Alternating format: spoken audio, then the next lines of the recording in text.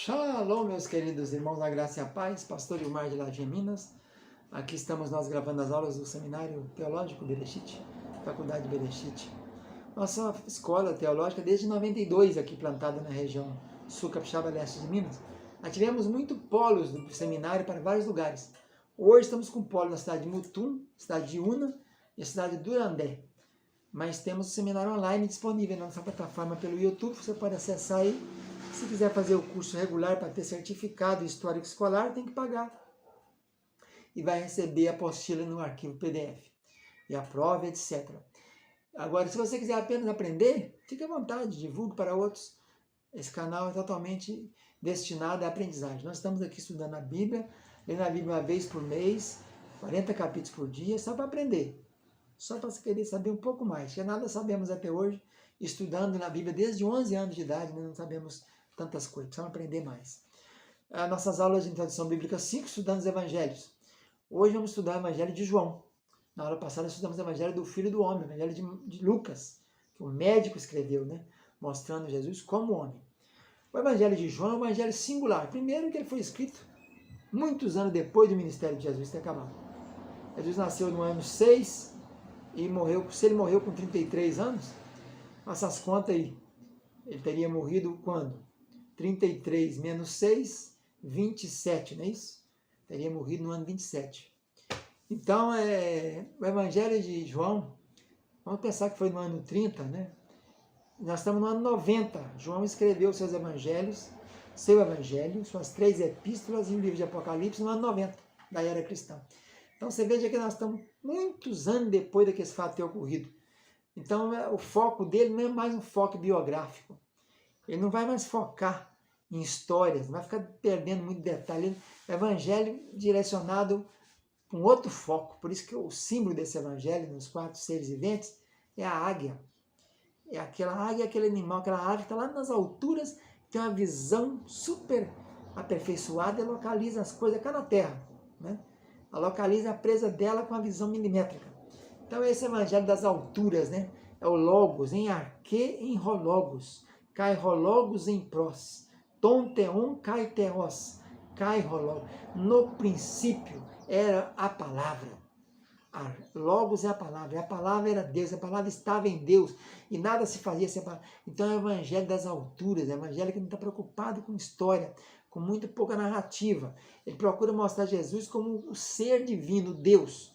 Enquanto os outros procuraram mostrar Jesus como homem, né, focando no homem que servia, no homem rei, no homem sofredor, no boi, João está focando o evangelho no homem, no Deus, Jesus Deus, que ele era Deus. Ele nunca usurpou, ele esvaziou-se, né? Tem o quinosis, ele esvaziou-se, não tomou o formato de Deus, mas ele era Deus. João apresenta esse homem Deus, tão preocupado com a oração, preocupado com a palavra, né? O que mais tem são discursos de Jesus aqui. Muito poucas relações, muito poucas histórias a gente encontra aqui no Evangelho de João. Ele quer provar que ele é o Filho do Deus vivo. Então ele é escrito para a igreja, para os gentios. Né? Então ele apresenta Cristo para os cristãos como a palavra. Né? João, o apóstolo. Quem é esse João? Nós temos João, irmão de Tiago, não é isso? Filho de Zebedeu, primos de Jesus. Então esse João desfrutou da maior intimidade com Jesus. Ele é aquele que ficava no peito dele na última ceia. Ele sempre tinha 3 discípulos que andavam com ele. Jesus transfigurou diante de 3 discípulos lá no Monte da Transfiguração. Quem estava lá? No Monte Tabor, né? Que pensa que seja esse o Monte da Transfiguração. Pedro, Tiago e João. Todas as vezes você vai encontrar os 3 separados. Pedro, Tiago e João. Quando vai ressuscitar a filha de Jairo, Pedro, Tiago e João. Quando está falando o sermão escatológico, Pedro, Tiago e João, e aí também tem André. Mas 90% dos fatos são sempre 3 que destacam, Pedro, Tiago e João. Esse Tiago foi morto logo depois assim, uns 15 anos depois, por Antipas, Herodes Antipas, neto de Herodes o Grande, matou Tiago, ia matar Pedro, mas Deus livrou naquela noite, que ele estava preso em 4, com amarílias, né, 4 paternos soldados, 16 soldados prendendo Pedro, o anjo soltou, desamarrou tudo, ele foi embora. Ia matar Pedro depois da Páscoa, e escapou então o Tiago. Esse Tiago foi morto, ficou o Tiago, irmão de Jesus. Esse Tiago a gente vê em Atos dos Apóstolos, e esse Tiago escreveu a Epístola de Tiago, não é aquele Tiago, companheiro de João e de André, de João e Pedro, que andava com Jesus, era mais íntimo de Jesus, não é aquele.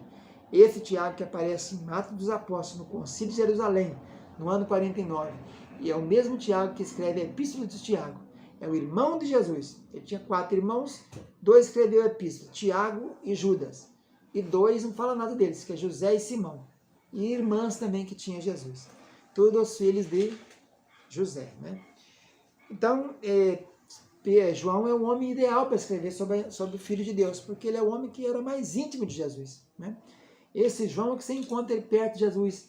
Quando Jesus é preso naquela noite, quem vai com ele em todos os trajetos, primeiro para a casa de Anás, depois para a casa de Caifás, depois para o pretório, é Tiago, é João. É o João, nosso apóstolo aqui. Lá na cruz, quem está no pé da cruz são as mulheres e João. Pedro não está, Bartolomeu não está, André não está, não tem ninguém ali. Mas João está lá. Ele diz, filho, eis aí tua mãe.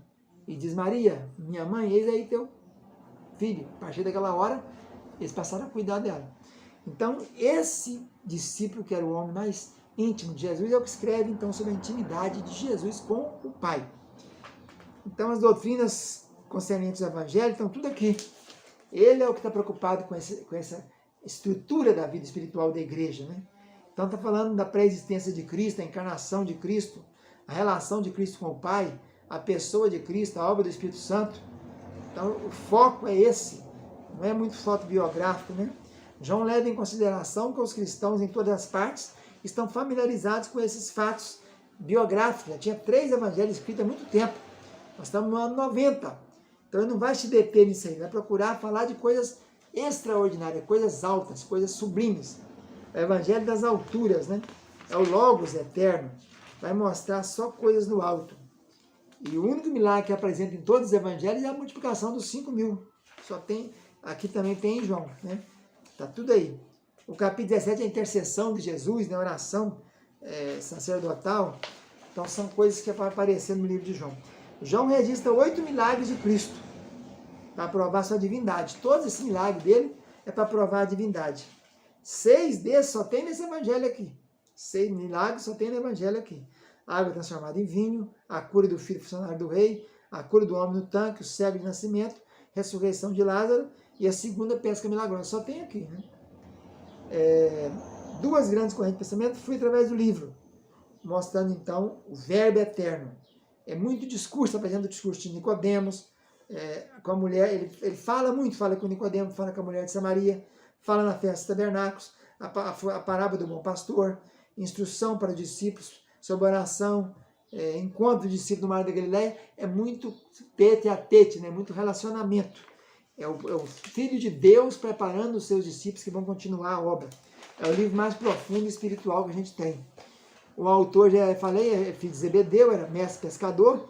Seu pai tinha barco, né, junto com Pedro e André, Tiago e João. E a mãe dele chama Salomé. Ele tem um caráter violento e incerto, que eles queriam pôr fogo na aldeia lá, foi chamado Filho do Trovão. Eles quiseram se destacar, pedindo para que Deus se lembrasse deles lá no céu, né? A mãe deles, tal. No continente europeu, esse livro é chamado de O Selo de Cristo, porque através das suas páginas revela o coração de Cristo, o selo do Eterno. A palavra-chave é crer, a que mais aparece aqui. A palavra judeu ocorre 1 vez em Mateus, 2 em Marcos, 2 em Lucas, mas aparece mais de 60 vezes aqui no Evangelho de João. Só tem 8 milagres e Jesus é o unigênito do Pai, né? O único do Pai. E mostra então como Jesus é revelado como Deus pelas suas obras, e ele se revela aos seus, e assim vamos terminando o Evangelho de João, o Evangelho da Águia, o Evangelho das Alturas. Fica na paz, tchau, tchau.